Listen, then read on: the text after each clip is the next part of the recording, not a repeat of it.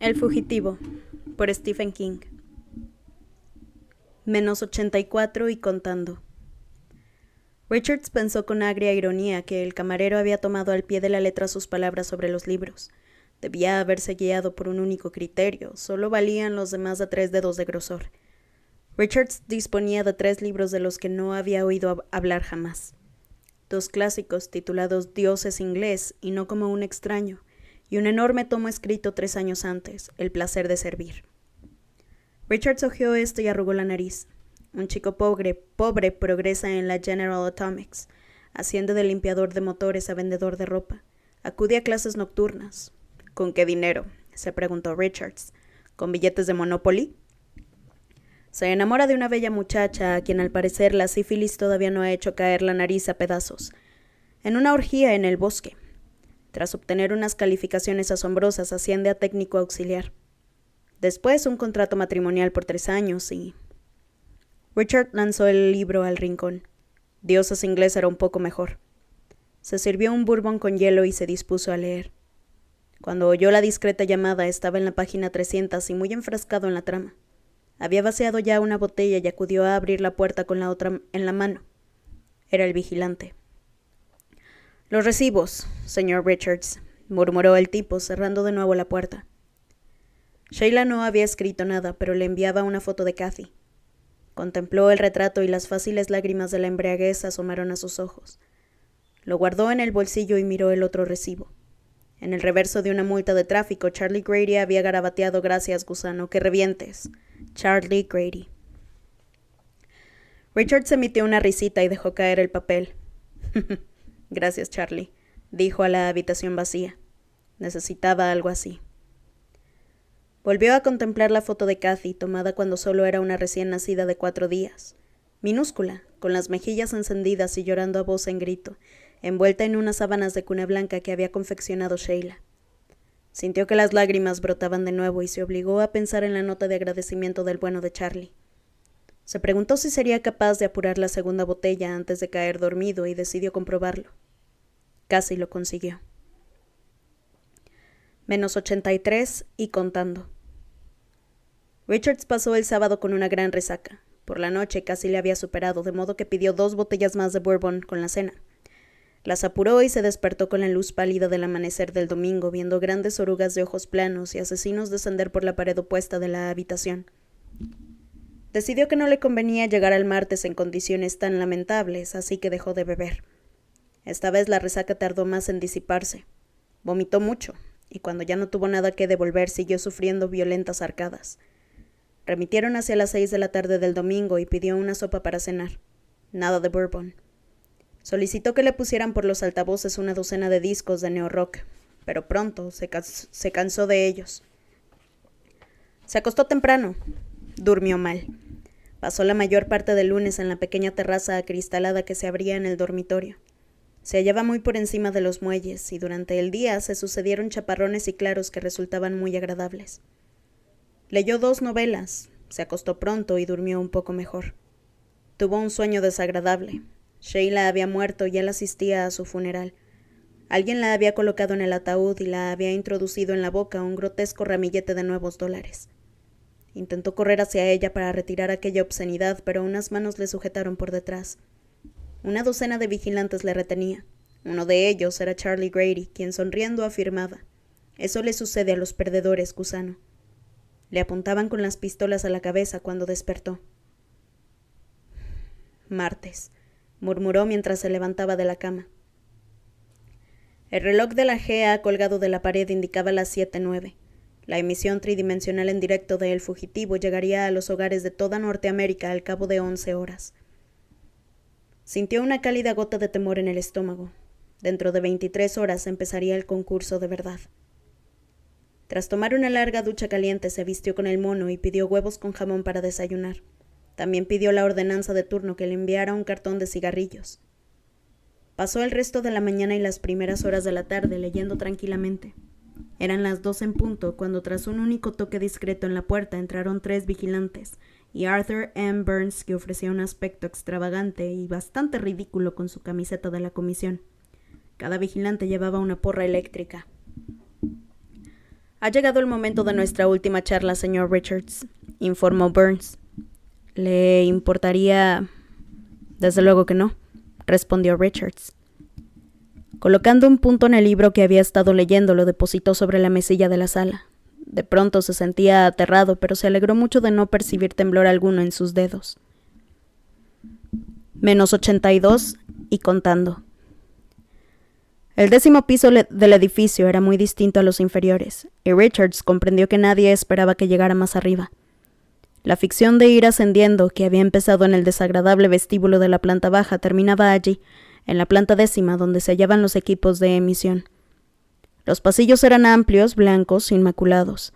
Unos vehículos de un color amarillo vivo, con motores de energía solar de la GA, circulaban transportando técnicos de librevisión a los estudios y las salas de control. Un vehículo les aguardaba a la salida del ascensor, y los 5, Richards, Burns y los vigilantes, subieron a bordo. Durante el trayecto varias cabezas se volvieron a su paso, y algunos dedos señalaron a Richards. Una mujer con un uniforme amarillo de la comisión, pantalones cortos muy ceñidos y camiseta sin mangas, hizo un guiño a Richards y le mandó un beso. Él le dedicó un corte de mangas. Le pareció que recorrían kilómetros de pasillos interconectados. A medida que avanzaban, localizó hasta 12 estudios distintos. Uno de ellos contenía la infame cinta continua que utilizaban encaminando hacia los billetes. Un grupo de visitantes de los barrios altos la probaba entre risas. Por fin se detuvieron ante una puerta en que se leía "El fugitivo", absolutamente prohibida la entrada.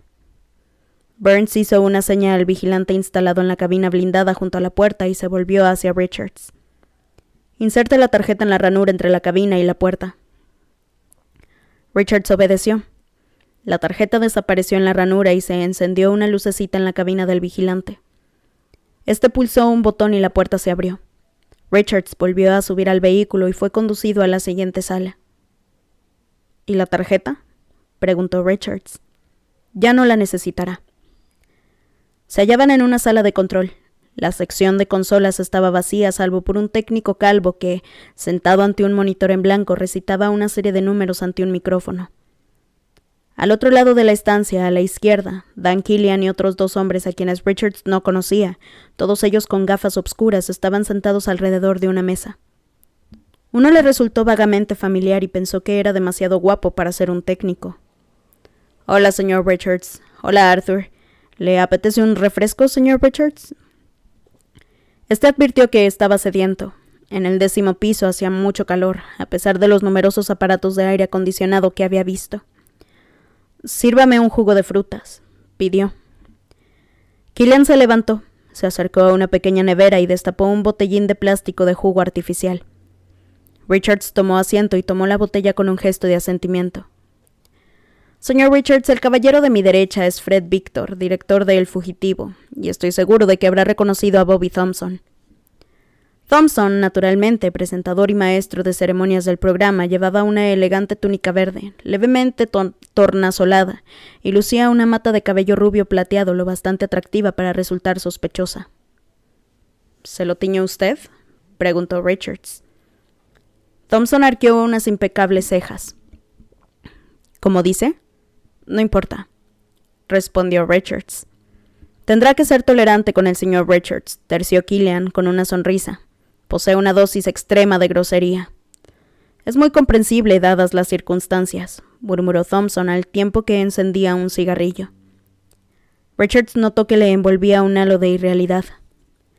«Venga por aquí y haga el favor», indicó Víctor. Condujo a Richards hasta una hilera de pantallas situadas en el extremo opuesto de la estancia. El técnico había terminado su cantilena de números y había salido de la sala. Víctor pulsó 2 botones y aparecieron diversas tomas de El Fugitivo desde diferentes ángulos. No nos regimos por un guión estricto, pues consideramos que resta espontaneidad. Bobby improvisa sobre la marcha y realmente realiza un trabajo formidable. El programa se emite a las 6 en punto, hora de Harding. Bobby se sitúa en el escenario central sobre ese estrado azul y tras efectuar la presentación explica el historial del concursante. El monitor ofrecerá un par de imágenes fijas. Usted estará entre bastidores, en el escenario de la derecha, flanqueado por 2 vigilantes de la comisión que saldrán con usted, armados con material antidisturbios. Las porras eléctricas serían más prácticas si decidiera usted crear problemas, pero el equipo antidisturbios resulta más espectacular. Claro, asintió Richards. El público le abucheará. Les animamos a hacerlo para potenciar el espectáculo, como en los partidos de matabol. ¿También me dispararán balas de mentira?, preguntó Richards. Podrían ponerme unas cuantas bolsas de sangre para simular que me matan. Esto también sería un buen espectáculo, ¿no cree? Preste atención, por favor, dijo Víctor. Cuando oiga su nombre, eche a andar con los vigilantes. Bobby le entrevistará. Exprésese de forma desenfadada y animada, pues eso también beneficia al espectáculo. Después, a las 6:10, inmediatamente antes de los primeros anuncios, le entregarán el dinero de bolsillo y saldrá, sin guardias, por el lado izquierdo. ¿Lo ha comprendido? Sí. ¿Qué hay de Laughlin? Víctor frunció el entrecejo y encendió un cigarrillo. Entrará después de usted a las 6:15. Usamos 2 concursantes simultáneamente porque a menudo uno de ellos no consigue mantenerse lejos de los cazadores por mucho tiempo. ¿Y el muchacho es el reserva? ¿El señor Jansky? Sí. En todo caso, eso no le importa, señor Richards. Cuando salga por la izquierda, se le entregará una cámara de video del tamaño de una bolsa de palomitas de maíz y 2,5 kilos de peso, además de 60 cintas de video de unos 10 centímetros de longitud. Todo el equipo cabe en el bolsillo de una chaqueta sin que se note. Un triunfo de la tecnología moderna. Magnífico. Víctor apretó los labios y continuó. Como ya le ha explicado Dan, señor Richards, usted es un concursante solo para el público. En realidad es usted un obrero y como tal debe considerarse mientras desempeña su papel. Puede depositar las cintas de video en cualquier buzón de correos y nos serán traídas inmediatamente para que podamos emitirlas esa misma tarde. Si no recibimos 2 cintas al día, consideraremos que ha incumplido las condiciones del concurso y no le pagaremos lo acordado. Y aún así seré perseguido y cazado. Exacto. De modo que es mejor que envíe las cintas. Le aseguro que no se utilizarán para su localización. Los cazadores actúan con independencia de la sección de emisiones. Richards albergaba ciertas dudas al respecto, pero no las expresó. En cuanto le hayamos entregado el equipo, será escoltado hasta el ascensor que conduce directamente a la calle Rampart. Una vez allí, todo dependerá de usted. ¿Alguna pregunta? No. Entonces el señor Killian le informará de algunos detalles más. Se reunieron con Dan Killian, que conversaba con Arthur M. Burns. Richards pidió otro jugo de frutas que le fue servido. Señor Richards, dijo Killian mientras le dedicaba una deslumbrante sonrisa. Como sabe, saldrá del estudio desarmado. Sin embargo, eso no implica que no pueda conseguir armas por causas legales o ilegales. Desde luego que no. Usted o sus familiares recibirá otros $100 por cada cazador o representante de la ley que consiga despachar. Ya lo sé. No me lo diga, interrumpió Richards. Es para dar más espectáculo. Killian sonrió de nuevo complacido. Es usted muy astuto, señor Richards. Así es. No obstante, procure no matar a un espectador inocente, eso no vale. Richards guardó silencio. El otro aspecto del programa, los soplones y aficionados a las cámaras, ya lo sé. No son soplones, sino buenos ciudadanos norteamericanos. Resultaba difícil distinguir si el tono dolido de Killian era sincero o puramente irónico. De todos modos, hay un número de teléfono de urgencias que cualquier persona que le localice puede marcar. Cada avistamiento verificado con resultado de muerte es retribuido con $1,000. Los aficionados al video reciben $10 por palmo de imagen y un retiro a la bella Jamaica con dinero manchado de sangre, exclamó Richards al tiempo que abría los brazos. Pase las imágenes en un centenar de noticiarios semanales en 3 dimensiones. Sea ídolo de millones de personas. Holografiaremos si quiere más detalles. Ya basta, musitó Killian con voz tranquila. Mientras tanto, Bobby Thompson se limaba las uñas. Víctor se había apartado y su voz llegaba lejana. Estaba reprendiendo a alguien por una cuestión de colocación de cámaras. Killian pulsó el botón. Señorita Jones, ya puede usted encargarse de él. Poniéndose en pie, tendió una vez más la mano a Richards. Ahora pasará a la sección de maquillaje. Después realizaremos las pruebas de iluminación. Permanecerá usted fuera del escenario y no volveremos a vernos hasta que se inicie el programa, de modo que... Ha sido un placer, dijo Richards, rechazando nuevamente su mano. La señorita Jones le condujo fuera de la sala. Eran las 2:30. -81 y contando. Richard se hallaba entre bastidores, con un vigilante a cada lado, escuchando al público del estudio que aplaudía frenéticamente a Bobby Thompson. Estaba nervioso. Se burló de sí mismo, pero su nerviosismo era un hecho y no desaparecería por mucho que se burlara. Pasaba 1 minuto de las 6. Nuestro primer concursante de esta noche es un hombre osado e ingenioso del otro lado del canal de esta ciudad, explicaba Thompson. En el monitor apareció un retrato de Richards con su holgada camisa de trabajo gris tomado días antes por una cámara oculta. El fondo de la imagen parecía la sala de espera del 5º piso. Richards se percató de que había sido retocada de tal modo que sus ojos aparecían más hundidos, su frente menos despejada y sus mejillas más sombreadas. El aerógrafo de algún técnico había conferido a su boca una expresión torva y torcida. En conjunto, el Richards de la fotografía resultaba espeluznante. El ángel de la muerte urbano, brutal, no muy brillante, pero dotado de cierta astucia primitiva y animal. El hombre del saco para los residentes en los barrios altos de la nación. Este hombre es Benjamin Richards, de 28 años. Fíjense bien en él. Dentro de media hora este hombre errará por las calles. Si usted le ve y la información que nos facilita es correcta, podrá ganar 100 nuevos dólares. Si la información conduce a su muerte, obtendrá usted 1000 nuevos dólares.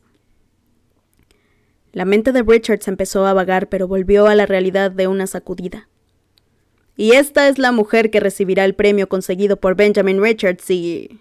o mejor, cuando éste sea abatido. En el monitor apareció una instantánea de Sheila. El aerógrafo había entrado en acción nuevamente, esta vez movido por manos más crueles. El resultado era brutal.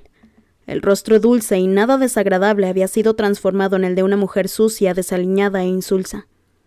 Unos labios carnosos y sobresalientes, unos ojos que parecían brillar de avaricia y la sugerencia de una papada difuminada sobre lo que semejaban unos pechos desnudos. «Cerdo», rugió Richards. Se lanzó hacia adelante, pero unos poderosos brazos le retuvieron. «Tranquilo, amigo, solo es una foto». Un momento después fue conducido casi a rastras al escenario. La reacción del público fue inmediata. El estudio se llenó de abucheos y exclamaciones de «¡Ven aquí, cobarde! ¡Acaben con él! ¡Te vas a enterar! ¡Mátenlo! ¡Y sal! ¡Fuera! ¡Lárgate!». Bobby Thompson levantó los brazos y pidió con gesto apaciguador un poco de silencio. «Oigamos qué tiene que decir, muchachos». A regañadientes, el público calló. Richards permanecía plantado bajo los potentes focos con la cabeza baja como un toro. Sabía que proyectaba exactamente el aura de odio y desafío que el equipo del programa pretendía de él, pero no podía evitarlo. Contempló a Thompson con mirada severa, los ojos encendidos de ira antes de declarar: «Alguien se comerá sus cojones por esa imagen de mi mujer». «Continúe, señor Richards, continúe», animó Thompson con la nota precisa de disgusto en la voz. «Nadie va a hacerle daño. De momento, al menos». Nuevos gritos e insultos histéricos del público. Richards se volvió de pronto hacia los espectadores del estudio, que enmudecieron como si les hubieran profinado un bofetón. Las mujeres le miraban con expresión asustada, casi sexual. Los hombres le sonreían con los ojos inyectados en sangre y odio. «Cerdos, si tanto desean ver morir a alguien, ¿por qué no se matan unos a otros?». Sus últimas palabras quedaron ahogadas por un nuevo tumulto. El público, pagado quizá por ello, intentaba subir al escenario mientras la policía lo contenía. Richard se plantó ante los exaltados, consciente del aspecto que ofrecía. «Gracias, señor Richards, por sus sabios consejos». El tono de desagrado del presentador era patente, y la multitud, de nuevo casi en silencio, se sentía complacida. «¿Quiere decir a nuestro público del estudio y el resto de la audiencia cuánto tiempo piensa resistir?» «Quiero decir al público del estudio y al resto de la audiencia que esa mujer no era mi esposa. Era un truco barato». Un nuevo alboroto ahogó sus palabras. Los gritos de odio habían alcanzado una cota casi febril. Thompson guardó casi un minuto a que callaran antes de repetir. ¿Cuánto espera resistir, señor Richards? Espero aguantar los 30 días, respondió con frialdad. No creo que tengan a nadie que pueda conmigo. Más gritos, puños en alto. Alguien lanzó un tomate. Bobby Thompson avanzó hacia el público y exclamó: y con estas últimas bravuconadas, el señor Richards será conducido fuera del estudio. Mañana a mediodía dará comienzo la cacería. Recuerden este rostro. Puede estar junto a usted en un neumobús, en un avión, en un cine de 3 dimensiones, en el estadio de Matabol de su ciudad. Hoy está aquí en Harding, tal vez mañana se encontrará en Nueva York, Boise, Albuquerque, Columbus, o merodeando ante su casa. ¿Nos informará si le ve? ¡Sí!, contestó el público.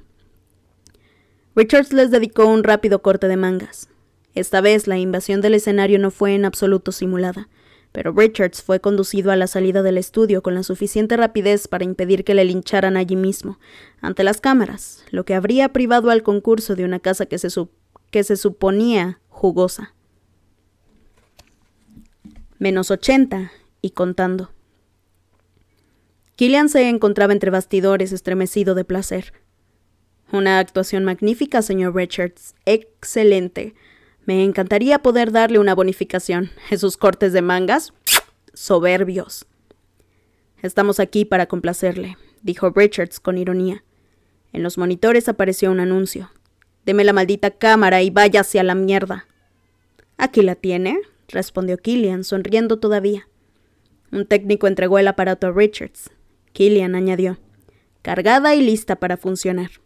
Aquí están las cintas. Le tendió una caja oblonga, pequeña y sorprendentemente pesada, envuelta en un hule. Richards se guardó la cámara en un bolsillo del abrigo y las cintas en el otro. Muy bien, ¿dónde está el ascensor? No tan deprisa, señor Richards, dijo Killian. Todavía le quedan unos minutos, 12 exactamente. El plazo de 12 horas no empieza oficialmente hasta las 6:30. Los gritos de furia resonaron de nuevo. Richards volvió la cabeza y vio a Laughlin junto al escenario. El corazón le dio un vuelco. Me cae bien, Richards, y creo que será un buen concursante, murmuró Killian. Tiene un estilo crudo que me ha encantado desde el primer instante. Soy coleccionista, ¿sabe? Arte rupestre y egipcio. Esas son mis especialidades. Usted me parece más al primero que al segundo, pero no importa. Deseo tanto conservarle o coleccionarle, si lo prefiere, como el arte rupestre asiático que conservo y colecciono. Pues use una grabación de mis ondas cerebrales, hijo de perra. Están en los archivos. Por eso me gustaría darle un consejo, prosiguió Killian sin inmutarse. No tiene usted ninguna posibilidad. Nadie la tendría con toda una nación a la caza del hombre y con el equipo y entrenamiento increíblemente sofisticados de los cazadores. No obstante, si permanece oculto, durará más. Emplee las piernas antes que cualquier arma que pueda conseguir, y manténgase cerca de los suyos. Killian alzó un dedo hacia Richards para hacer hincapié en ello. No se mezcle con esos buenos tipos de clase media de allá afuera. Lo odian, profundamente. Usted simboliza todos los miedos de estos tiempos inquietos y turbulentos. Lo que acaba de presenciar no ha sido todo teatro o manipulación del público, Richards. Realmente lo odian a muerte. ¿No lo ha notado? Sí, reconoció Richards. Lo he notado. Yo también los odio. Killian sonrió. Por eso desean matarlo, Richards. Killian le posó una mano en el hombro. Sus dedos tenían una fuerza sorprendente. Por aquí. Detrás de ellos, Bobby Thompson trataba de enfurecer a Laughlin para satisfacción del público. Las pisadas de Killian y Richards resonaban en el silencio del blanco pasillo. Iban solos. Al fondo había un ascensor. Debemos separarnos aquí, dijo Killian. Directo a la calle. 9 segundos. Tendió la mano por cuarta vez y Richards volvió a rechazarla. Permaneció un instante más ante el ejecutivo. ¿Qué sucedería si pudiera subir?, preguntó el concursante mientras hacía un gesto con la cabeza señalando al techo y a los 80 pisos que quedaban por encima de éste. ¿A quién podría matar allá arriba? ¿A quién podría matar si llegara a la cima? Killian dejó escapar una breve risita y pulsó el botón junto al ascensor. Las puertas se abrieron. Eso precisamente me gusta de usted, Richards. Piensa en lo grande. Richards penetró en el ascensor. Las puertas empezaron a cerrarse. «Manténgase cerca de los suyos», repitió Killian. Por fin Richards quedó solo. La opresión que sentía en el estómago remitió a medida que el ascensor descendía hasta la calle. -79, y contando. El ascensor se abrió directamente a la acera. El policía apostado ante la fachada en el Parque Memorial Nixon no miró a Richards cuando éste salió. Se limitó a balancear la porra eléctrica con aire reflexivo mientras contemplaba la suave lluvia. A causa de la lluvia había obscurecido antes de lo habitual. Las luces brillaban con una aura mística en la penumbra y las personas que hormigueaban por la calle Rampart bajo la mole del edificio de la cadena de Librevisión no eran más que sombras insustanciales. Richards sabía que él era uno más. Aspiró profundamente el aire húmedo y saturado de azufre. Le sentó bien a pesar del sabor. Tenía la impresión de que acababa de salir de la cárcel cuando en realidad solo había cambiado de celda. El aire le gustaba. El aire era magnífico. «Manténgase cerca de los suyos», había recomendado Killian. Y tenía razón, naturalmente. No era necesario que se lo advirtiera. Sin embargo, Co-op City sería la zona más batida a partir del día siguiente cuando la tregua terminara. Para entonces Richards estaría ya muy lejos, al otro lado de las montañas. Anduvo 3 manzanas y detuvo un taxi. Esperaba que el librevisor del taxi estuviera destrozado. Muchos lo estaban, pero el aparato funcionaba perfectamente y lanzaba al aire la sintonía final de El Fugitivo. Mierda. «¿A dónde vamos, amigo?» «A la calle Robart». Esta se hallaba a 5 bloques de su destino. Cuando se apiara del taxi, caminaría hasta el local de Molly por las callejas menos concurridas. El vehículo aceleró. Un viejo motor de gasolina, una sinfonía discordante de pistones y traqueteantes ruidos. Richard se recostó contra los cojines de vinilo, con la esperanza de que así le protegieran las sombras. «¡Hey! Acabo de verlo por Librevisión», exclamó el taxista. «¿Usted es ese Pritchard?» «Eso es, Pritchard», dijo Richards con resignación. El edificio de concursos menguaba en la distancia y las tinieblas psicológicas parecían menguar proporcionalmente en su cabeza, pese a su mala suerte con el taxista. «¿Qué narices tiene, amigo? Sí, señor. Ah, Dios mío, van a acabar con usted. Lo sabe, ¿verdad? Lo matarán en cuanto lo vean. Desde luego ha de tener cojones». «Sí, 2, como todo el mundo». «2», repitió el taxista extasiado. «2, muy bueno, vaya chiste. ¿Le importa que le diga a mi mujer que lo he llevado en el taxi? Los concursos la vuelven loca. Naturalmente tendrá que informar, pero no nos darán los $100, por desgracia. Los taxistas hemos de contar al menos con un testigo más, ya sabe. Y con la suerte que tengo, seguro que nadie lo ha visto subir». «Una verdadera lástima», replicó Richards. «Cuánto lamento que no pueda colaborar a matarme. ¿Quiere que le deje una nota para explicar que he estado aquí?» «¿Habla en serio? Eso sería...» Acababan de cruzar el canal. «Deténgase aquí», indicó Richards de pronto. Sacó un nuevo $1 del sobre que Thompson le había entregado y lo dejó caer en el asiento delantero. «Oiga, no he dicho nada. ¿Lo he molestado, quizá?» «No», respondió Richards. «¿No me dejará esa nota? Vete a la mierda, imbécil». Se apió del vehículo y echó a andar hacia la calle Drummond. Ante él, esquelética, se alzaba Co-op City, entre las sombras. La voz del taxista todavía llegaba hasta él. «Espero que te atrapen pronto, desgraciado». -78, y contando. Atravesó un patio trasero, se coló por un agujero de la valla de alambre que separaba una yerma extensión de asfalto de la siguiente. Cruzó un solar en construcción abandonado y fantasmal y se detuvo entre los jirones de sombra, mientras un grupo de motoristas pasaba rugiendo, iluminando la oscuridad con unos faros como ojos psicopáticos de licántropos nocturnos. Por fin saltó una última verja, haciéndose un corte en una mano y se encontró llamando a la puerta trasera de Molly Jernigan, es decir, a la entrada principal.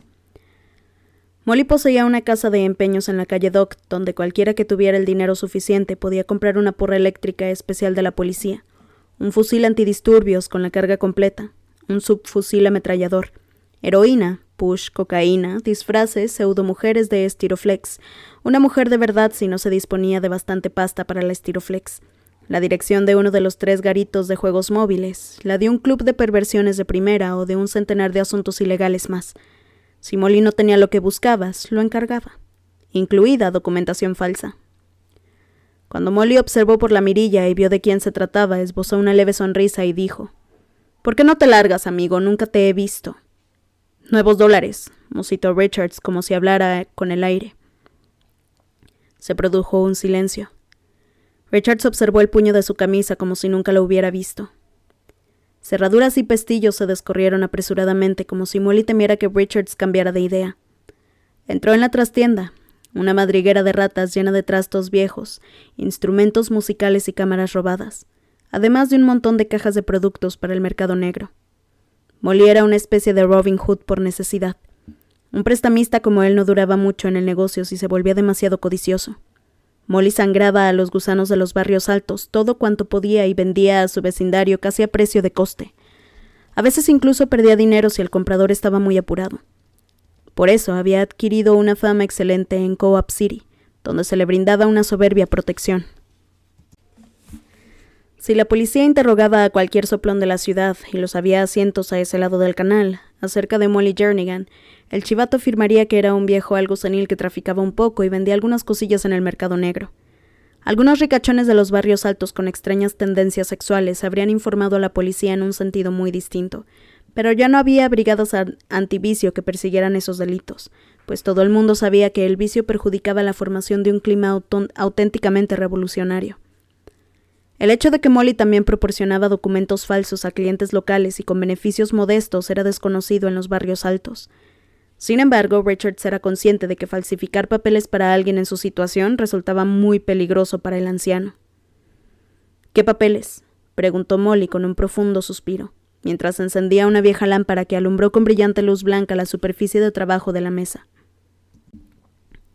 Richards observó que el hombre tenía más de 75 años. Sus cabellos semejaban hilos de plata bajo el resplandor de la luz. Carnet de conducir, cartilla militar, documento de identidad, tarjeta de carga axial y cartilla de seguridad social. «Está bien, por ser tú lo dejaremos en $60 cada uno, Benny». «Así pues, ¿lo harás?» «Lo haré por tu esposa, no por ti». «Yo no me juego el cuello por un estúpido desgraciado como Benny Richards». «¿Cuánto tardarás?» Los ojos de Molly brillaron irónicos. «Dada tu situación, me daré prisa. 1 hora para cada uno». 5 horas. Me pregunto si... «Ni lo intentes», interrumpió el anciano. «¿Estás loco, Benny? La semana pasada un policía fue a tu casa. Llevaba un sobre para tu mujer. Llegó en un furgón negro con 6 miembros del cuerpo de vigilantes. Flapper Donegan estaba en una esquina vendiendo objetos robados con Gary Hanrahan. ¿Cuándo sucedió?» «Flapper me lo cuenta todo. Sí sabes, ¿verdad? Es un tipo blando. Ya sé que Flapper es un blando», asintió Richards impaciente. «Envié dinero a Sheila. Está... ¿quién sabe? Nadie la ha visto». Molly se encogió de hombros y desvió la mirada al tiempo que colocaba plumas e impresos en blanco en el centro del charco de luz que arrojaba la lámpara.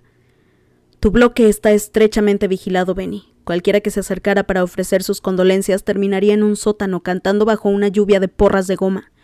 No se puede pedir eso a un amigo, ni siquiera por esa mujercita tuya. ¿Quieres algún nombre en especial para esos papeles? No importa, mientras sea anglo. Escucha, Molly, Sheila ha debido salir a comprar alguna vez, ¿no? Y el médico envió al chico de Boggio Sánchez para que la avisara. Ese... ¿cómo se llama? Waltz. Exacto, eso es. Soy incapaz de recordar los detalles de las cosas. Me hago viejo, Benny». De pronto miró a Richards con ojos brillantes. «En cambio, recuerdo muy bien la época en que Mick Jagger era un hombre famoso en todo el mundo. Tú ni siquiera sabrás quién era, ¿verdad?» «Claro que lo sé», contestó Richards inquieto. Se volvió con temor hacia la ventana que se abría al nivel de la acera. La situación era peor de lo que había sospechado. Sheila y Kathy también estaban en la jaula, al menos hasta que... «Se encuentra bien, Benny», aseguró Molly con tono tranquilizador. «Pero mantente apartado de ellas.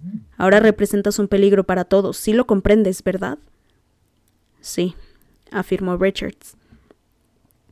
De pronto se sentía abrumado de desesperación. Cuánto me gustaría estar en casa. pensó, sorprendido de sus propios sentimientos. Sin embargo, había algo más y mucho peor. Todo sucedía demasiado deprisa, de un modo casi irreal. El propio tejido de la existencia parecía encogerse por las costuras. Rostros, uno tras otro, desfilaban a toda velocidad. Laughlin, Burns, Killian, Jansky, Molly, Kathy, Sheila. Fijó la mirada en la obscuridad con un escalofrío. Molly había empezado a trabajar y tarareaba una antigua tonada de su lejano pasado, algo acerca de los ojos de Betty Davis. ¿Quién sería esa? Era una batería, dijo Richards de pronto, respondiendo a la pregunta que había formulado Molly de un grupo inglés. Los Beatles. Mick McCartney. Ah, los jóvenes, murmuró Molly, encorvado sobre los papeles. Es lo único que saben hoy en día. -77, y contando. 10 minutos después de medianoche, Richard salió del local de Molly con $1,200 menos en el bolsillo. El viejo le había vendido también un disfraz sencillo, pero bastante eficaz. Cabellos grises, gafas, rellenos para la boca y dientes de plástico que transformaban sutilmente la línea de sus labios. Adopta una ligera cojera, había aconsejado Molly. Que no llame mucho la atención, pero que se note. Recuerda que tienes la capacidad de confundir a los demás si la usas. ¿Verdad que no recuerdas de dónde es esta frase? Richards lo ignoraba. Según los nuevos documentos de su cartera, se había convertido en John Griffin Springer, vendedor de cintas de texto de Harding. Tenía 43 años y era viudo. No poseía la condición de técnico, afortunadamente, pues los técnicos tenían una manera de hablar muy especial.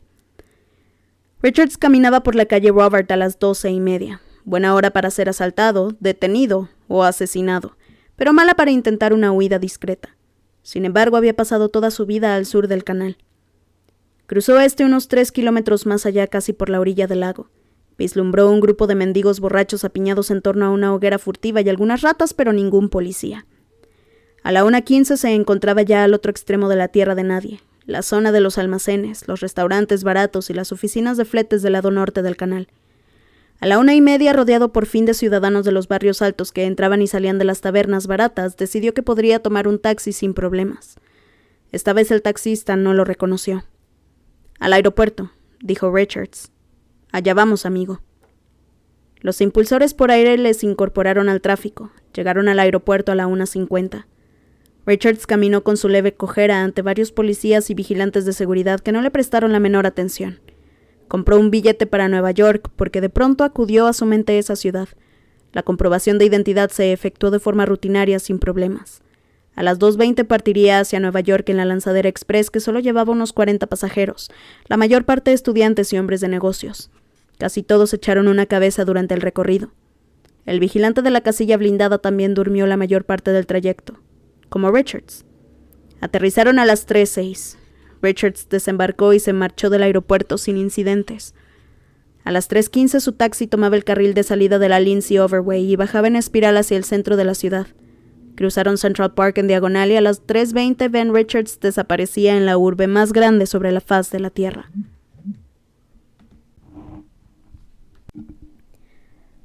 -76, y contando. Entró en el Hotel Brandt, un establecimiento medio del East Side. Aquella parte de la ciudad entraba gradualmente en un nuevo periodo de esplendor. Sin embargo, el Brandt se hallaba a menos de 2 kilómetros de la arruinada ciudad interior de Manhattan, que también era la mayor del mundo. Mientras se registraba en el hotel, recordó de nuevo las palabras de despedida de Dan Killian. Manténgase cerca de los suyos. Tras apearse del taxi, había caminado hasta Times Square. Como no quería inscribirse en ningún hotel durante la madrugada, pasó 5 horas y media desde las 3:30 hasta las 9, en un espectáculo de perversiones ininterrumpidas. Había deseado desesperadamente dormir un poco, pero las 2 veces en que echó una cabezada despertó súbitamente al notar que unos suaves dedos le subían por la cara interior del muslo. «¿Cuánto tiempo se quedará, señor?», preguntó el recepcionista tras leer el nombre John G. Springer con el que se había registrado. «No lo sé», respondió Richards con afabilidad. «Depende de los clientes». Pagó $60 por 2 días y subió en el ascensor hasta el piso 23. La habitación ofrecía una vista sombría del escuálido East River. También llovía en Nueva York. El dormitorio estaba limpio pero poco cuidado. Un grifo y el depósito del retrete hacían unos ruidos continuos e irritantes que no consiguió silenciar, ni siquiera intentando reparar el mecanismo. Pidió que le subieran el desayuno, un huevo escalfado con una tostada, jugo de naranja y café. Cuando el camarero entró con la bandeja, Richards le dio una discreta propina. Terminado el desayuno, sacó la cámara de video y la contempló. Debajo del visor había una pequeña chapa metálica con la palabra instrucciones. Richards leyó. 1. Introduzca el cartucho de cinta en la ranura hasta que oiga un clic. B. Enfoque el objetivo. 3. Pulse el botón B para grabar imagen y sonido. 4. Cuando suene la señal, la cinta saltará automáticamente. Tiempo de grabación, 10 minutos. Bien, pensó. Me verán dormir. Colocó la cámara en el escritorio y la enfocó hacia la cama.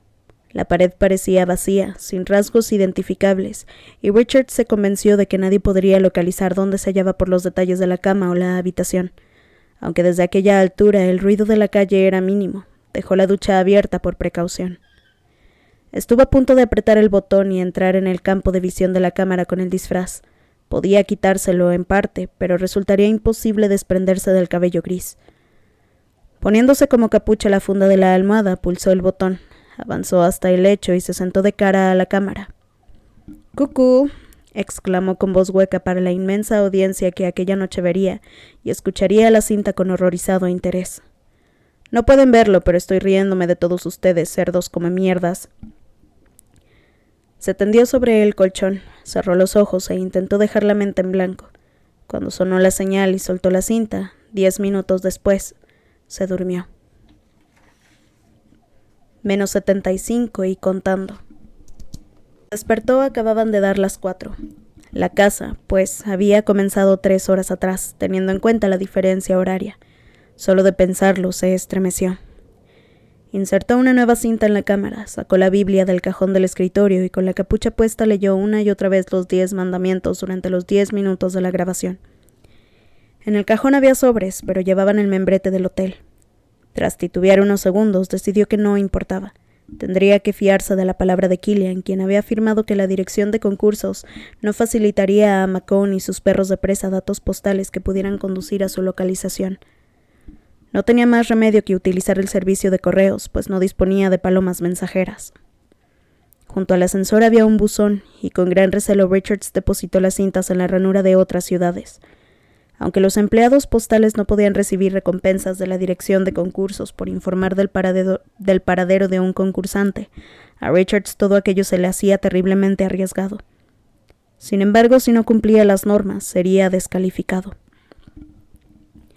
Regresó a su habitación, cerró la ducha. El baño estaba más cálido y húmedo que una jungla tropical, y se tumbó en la cama para reflexionar.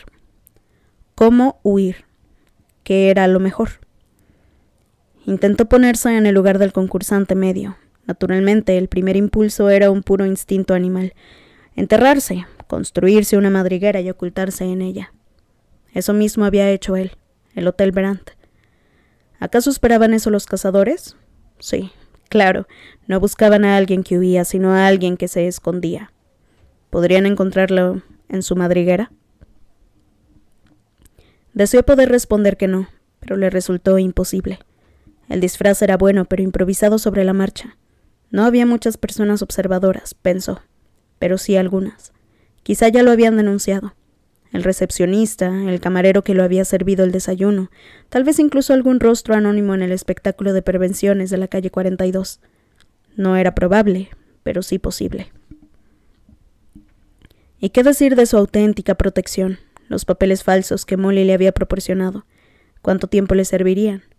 El taxista que le había recogido junto al edificio de la cadena podía darles la pista de South City, y los cazadores eran temibles, amenazadoramente eficaces. Apretarían las tuercas a todos sus conocidos, desde Jack Krager hasta la bruja de Eileen Jenner, la vecina del rellano. Los apretarían mucho.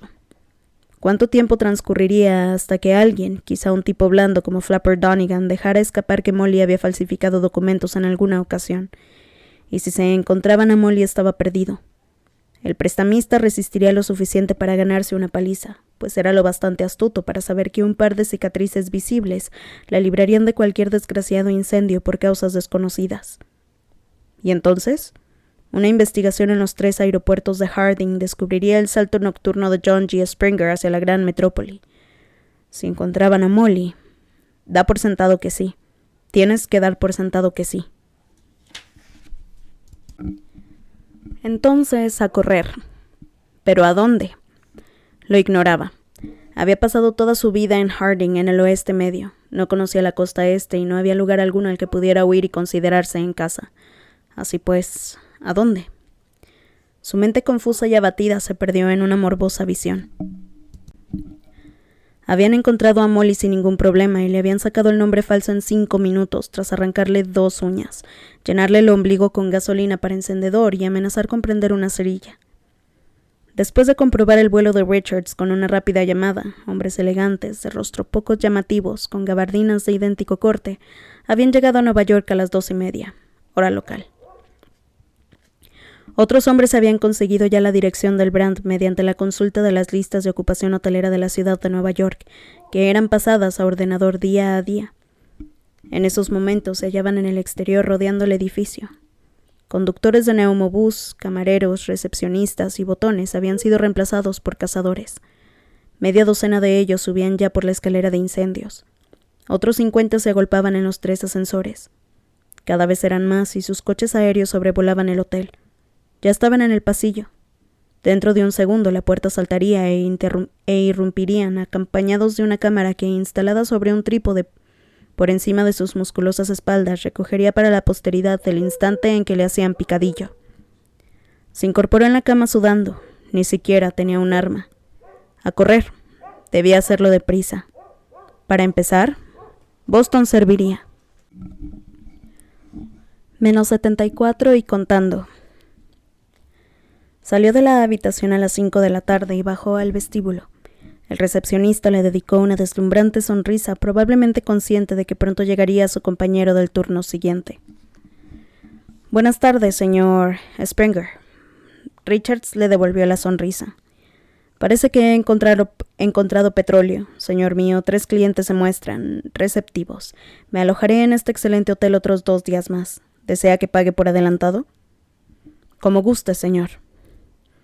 Unos dólares cambiaron de manos. Richards regresó a la habitación siempre sonriente.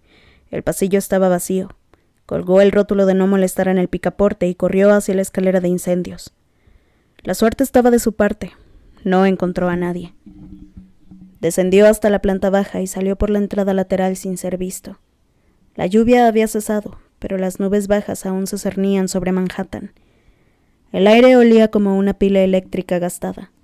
Richards apresuró el paso, olvidándose de la cojera hasta la terminal de autobuses eléctricos de la dirección del aeropuerto. Todavía se podía comprar un boleto de autobús sin tener que dar el nombre.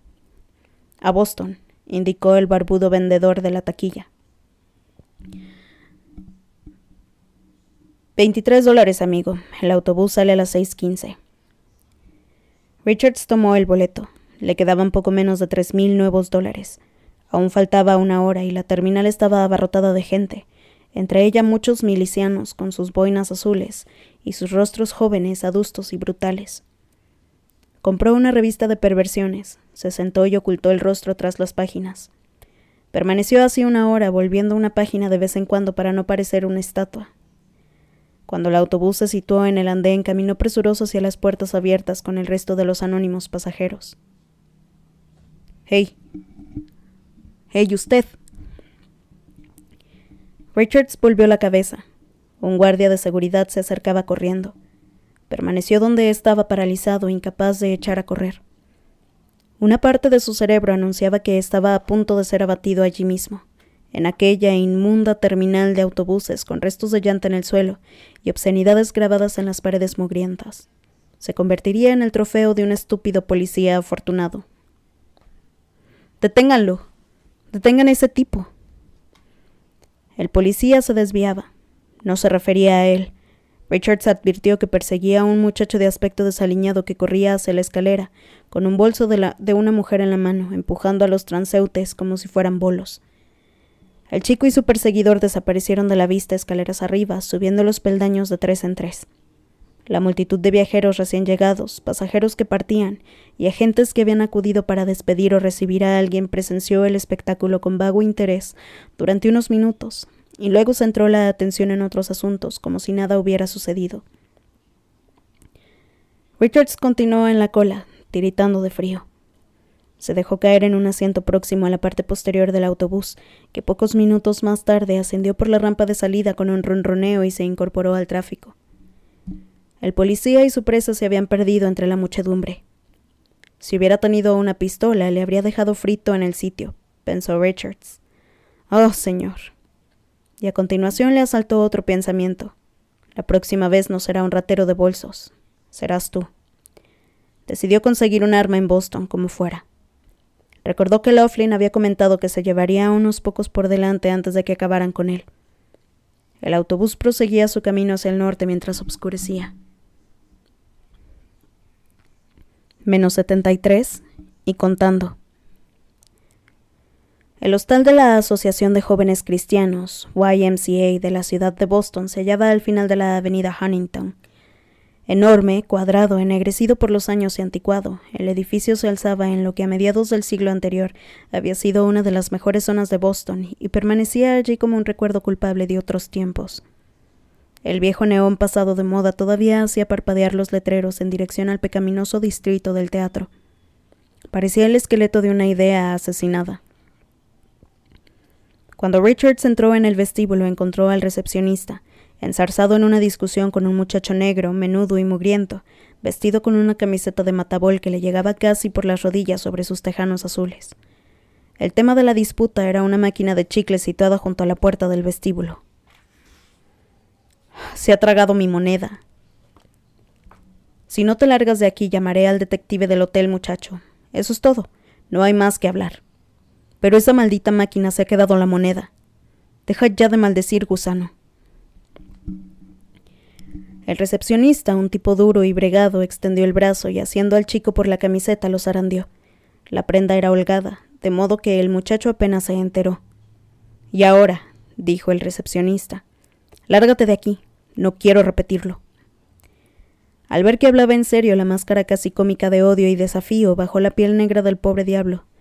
Bajo la piel negra del pobre diablo se convirtió en una mueca herida y doliente de incredulidad. Escuche, esa era la única maldita moneda que me quedaba. La máquina de chicle se la ha tragado y... Bueno, voy a llamar ahora mismo al detective. El recepcionista se volvió hacia el tablero. Su chaqueta, adquirida en alguna tienda de ropa usada, aleteó cansinamente alrededor de sus enjutas posaderas. El muchacho propinó una patada a la máquina de chicle y salió corriendo. «Maldito cerdo blanco, hijo de perra», exclamó.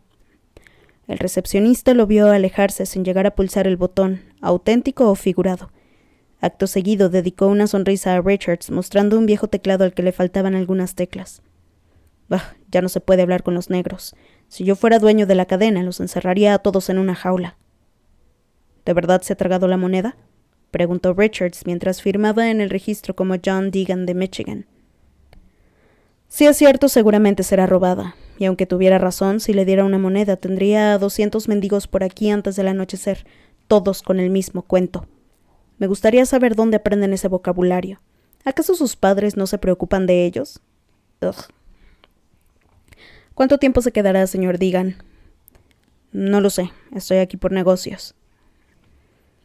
Intentó esbozar una sonrisa salamera, y cuando creyó tenerla dominada, la amplió. El recepcionista la captó al instante, quizá en el reflejo del mostrador de falso mármol, bruñido por 1.000.000 de codos, y se la devolvió.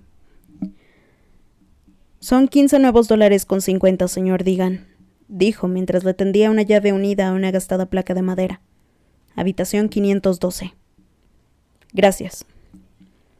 Richards pagó en metálico. No le pidieron que se identificara. Bendita fuera la YMCA. Cruzó el vestíbulo hacia los ascensores y observó el pasillo que conducía a la biblioteca cristiana, apenas iluminada por unas lámparas amarillentas cubiertas de excrementos de mosca. En el interior, un anciano con guardapolvo y botas impermeables recitaba unos salmos, pasando las páginas lenta y metódicamente con dedos húmedos y temblorosos. Richards oyó el sonido pegado de su respiración y sintió una mezcla de horror y lástima. El ascensor llegó con estrépito y las puertas se abrieron de mala gana con un suspiro. Mientras entraba, el recepcionista refunfuñó. «Es una vergüenza y un pecado. Yo los metería en jaulas a todos». Richards le lanzó una mirada pensando que el tipo hablaba con él, pero el recepcionista no se dirigía a nadie en concreto. El vestíbulo estaba muy vacío y silencioso. -72 y contando. El vestíbulo del 5º piso apestaba a orina. El pasillo era tan estrecho que Richard sintió claustrofobia y la alfombra que antaño había sido roja había quedado reducida a un conjunto de jirones en la parte central. Las puertas eran grises y varias presentaban huellas recientes de patadas, golpes o forcejeos con palancas. Cada 20 pasos un rótulo advertía: prohibido fumar en los pasillos por orden del jefe de bomberos. En el centro del piso había un baño comunal donde el hedor a orina resultaba especialmente intenso. Richards asoció de inmediato ese olor a la desesperación. Tras las puertas grises la gente se movía inquieta, como fieras encerradas, como animales demasiado terribles y espantosos para ser vistos. Alguien entonaba una especie de salmodia con voz ebria.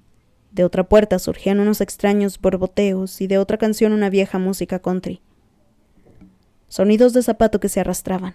El gemido solitario de los muelles de una cama que delataba a un hombre que se masturbaba. Sollozos, risas, gruñidos histéricos y una discusión entre borrachos. Y más allá el silencio, y el silencio, y el silencio. Un hombre con el pecho espantosamente hundido pasó junto a Richard sin mirarlo, con una pastilla de jabón y una toalla en una mano. Llevaba un pantalón de pijama atado a la cintura con una cuerda y los pies enfundados en unas zapatillas de papel. Richards abrió la puerta de su habitación y entró. Utilizó el urinario situado en un rincón. El mobiliario se componía de una cama con sábanas casi blancas y una manta del ejército, un escritorio al que le faltaba un segundo cajón y una imagen de Cristo en una pared.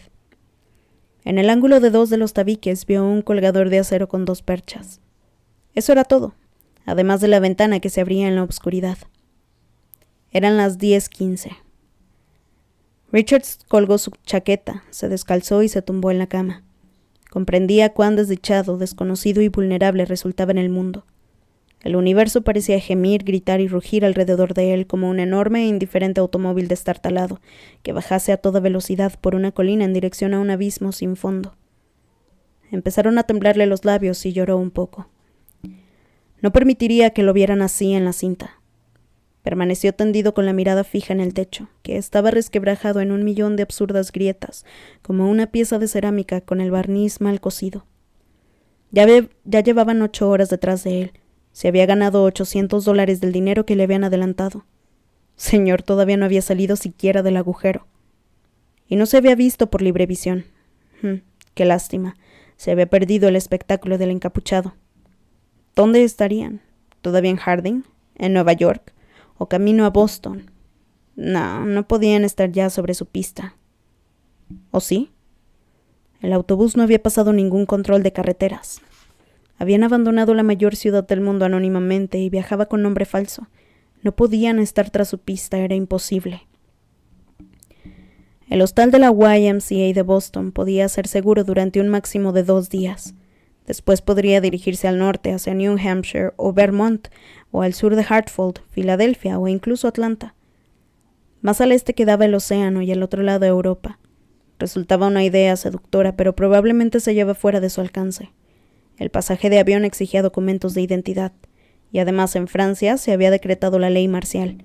Aunque lograra colarse de polizón, si le descubrían tendría un final rápido y definitivo. El oeste, en cambio, quedaba descartado, pues entrañaba más peligros. Si no soportas el calor, sal de la cocina. ¿Quién había dicho aquello? Molly lo sabría. Rió entre dientes y se sintió mejor.